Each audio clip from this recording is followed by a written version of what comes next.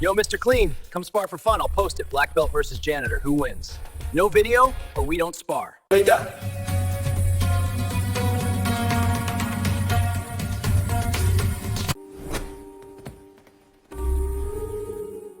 1 minute left if you want it.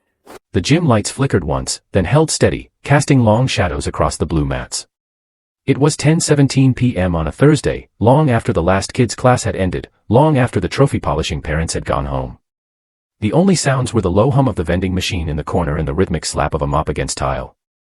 Mike Ramirez pushed the mop in slow, practiced arcs. His gray janitor shirt was 2 sizes too big, the name tag crooked. 38 years old, divorced, sole custody of a 9-year-old daughter with type 1 diabetes. He'd been cleaning this dojo for 6 years, first the daytime shift, then nights after the construction layoffs hit. The owner let him train after closing if he locked up. Mike always locked up. Across the mat, stretching against the mirrored wall, was Connor Hayes, 19, cocky, brand new adult black belt with a fresh red stripe on the tip. Instagram famous in the local martial arts scene. 200K followers. Sponsored GIs. The works. He'd been filming content all evening, barking at the brown belts to sell the reaction for his reel. Connor glanced over, smirking at the janitor. Hey, Mr. Clean. You ever throw a kick in your life, or just push that thing around? He nodded at the mop like it was a joke everyone was in on. Mike kept mopping. Didn't look up. Every day, he said quietly. Connor laughed, loud enough that the 2 brown belts still packing their bags chuckled on cue. No, I'm serious, man. Come spar. Light. For fun. I'll post it, black belt versus the janitor, who wins? People eat that shit up. Mike paused. The mop water was gray with footprints and rosin. He thought of Mia at home, asleep on the couch waiting for him to check her blood sugar before she went to bed. He thought of the $400 insulin copay sitting on the kitchen counter.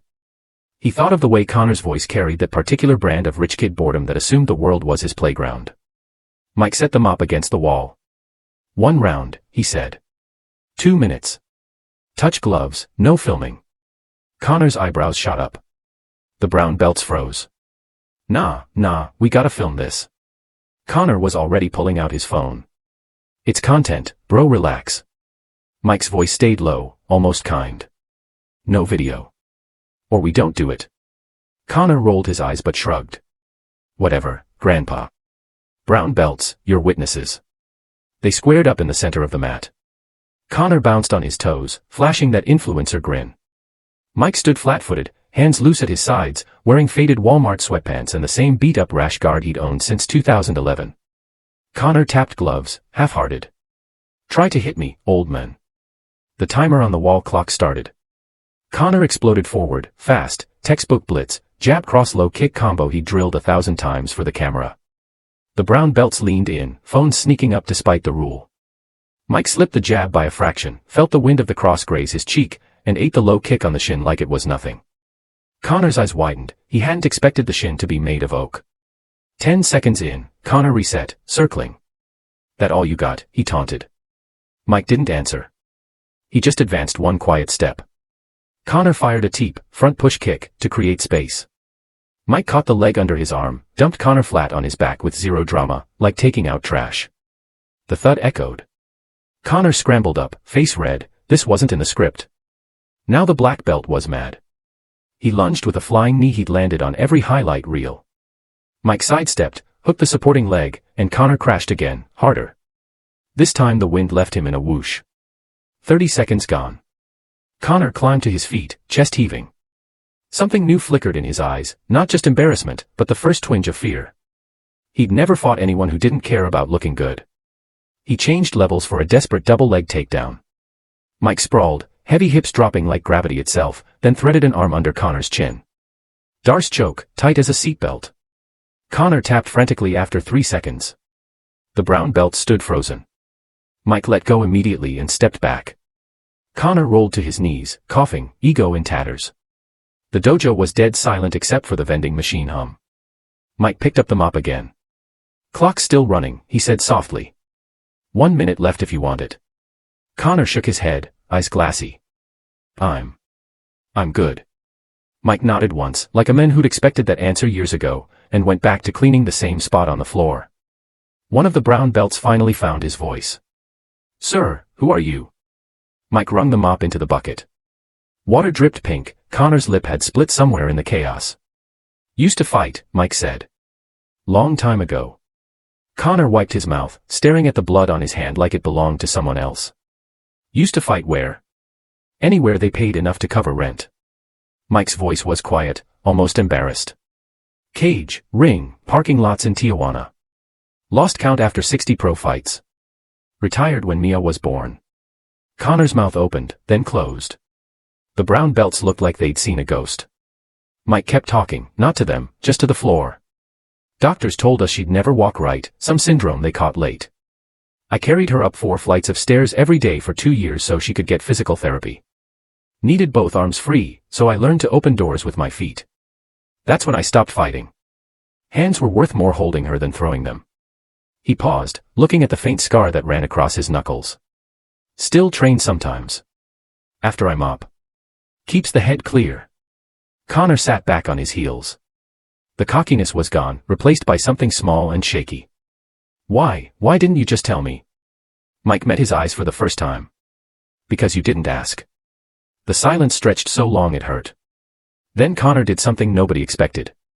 He bowed, deep, formal, forehead almost touching the mat. When he straightened, his voice cracked. "Thank you for the lesson, sir." Mike blinked, surprised.